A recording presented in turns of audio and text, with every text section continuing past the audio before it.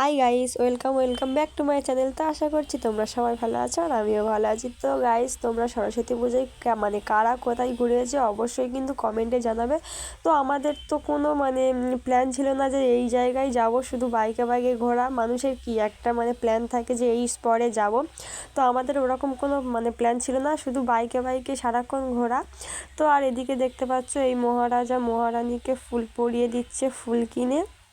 তো যাই পারে হোক, ওরা ওদিকে সব কিছু ঠিকঠাক, আর আর আমার এদিকে দেখো এই যে আর একজন আমার মাথায় ফুলটা পরিয়ে দিতে গিয়ে তোমরা সত্যি ভিডিওটা আমার ভিডিওটা আমি ভয়েস দিচ্ছি, আমার হাসি পেয়ে যাচ্ছে। ও ফুলটা কোনো মতে পরাতে পারেনি, তারপরে আমি যা হোক করে ঠিকঠাক করে দিলাম।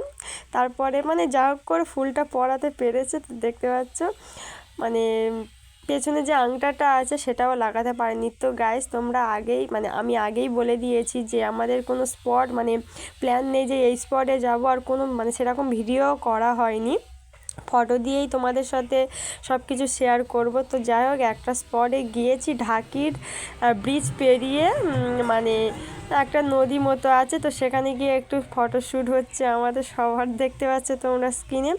তো যাই হোক, ফটো টটো তো তুললাম। তারপরে তো আমরা ঘুরতে যাব, আমাদের মধ্যে ঝগড়া হবে না এরকম খুব কম হয়েছে।